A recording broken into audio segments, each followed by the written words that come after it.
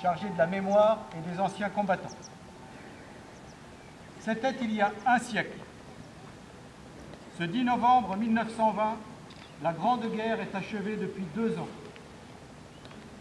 Dans la citadelle de Verdun, Auguste Tain, soldat de 2e classe et pupille de la Nation, dépose un bouquet d'œillets blancs et rouges sur le cercueil d'un soldat.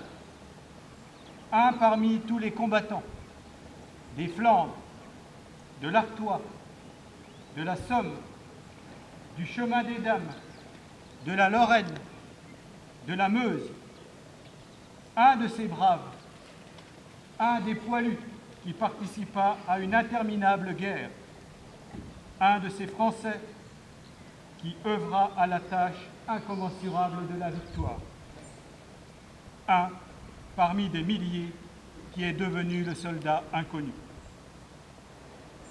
Le 11 novembre 1920, le peuple de France l'accompagne solennellement sous les voûtes de l'Arc de Triomphe.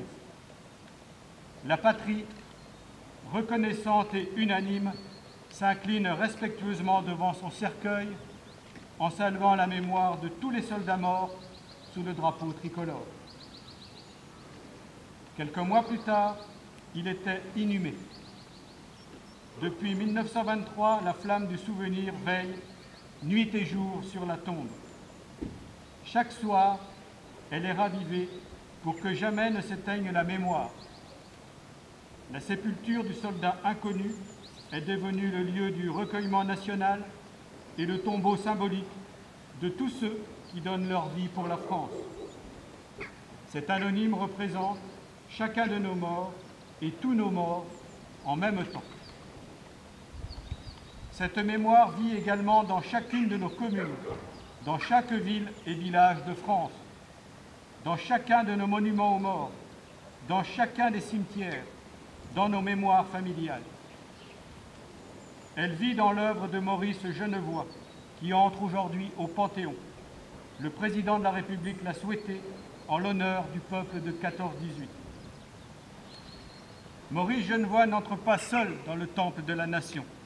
Il y entre en soldat des éparges et écrivain et porte-étendard de ceux de 14.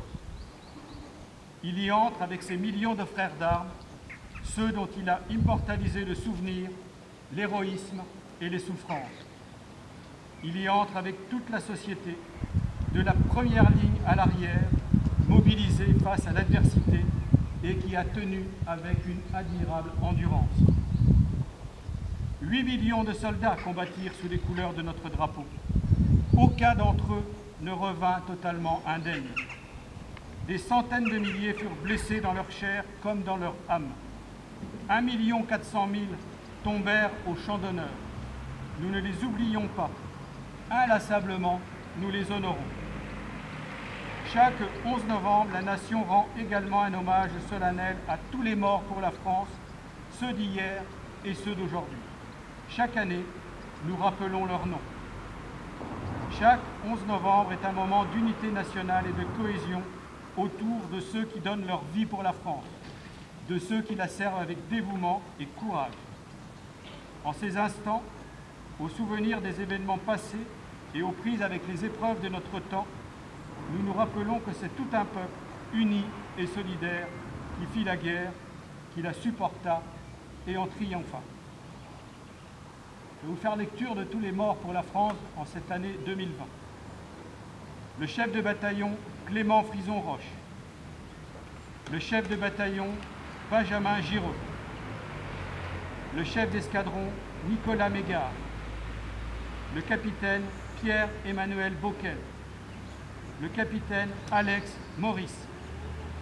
Le major Julien Carrette. Le maréchal des logis Romain Salle de Saint-Paul.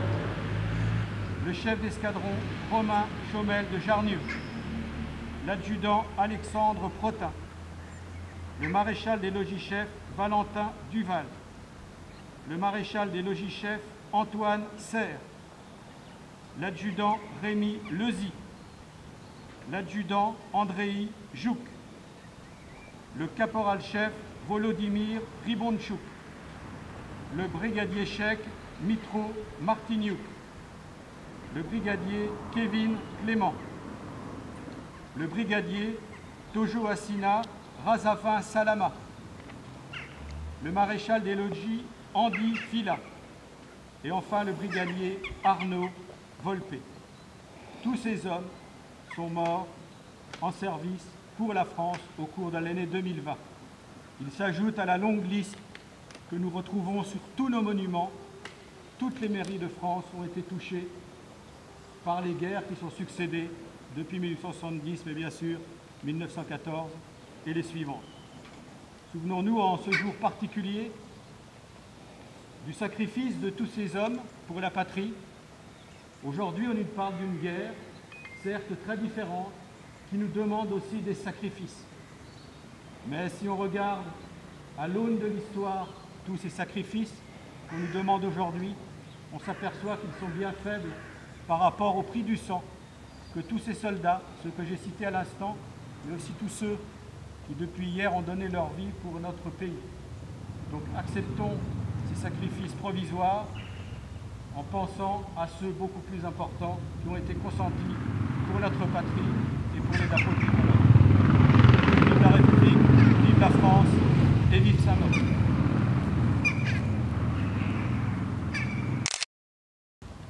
Merci à vous. Il n'y aura pas de traditionnel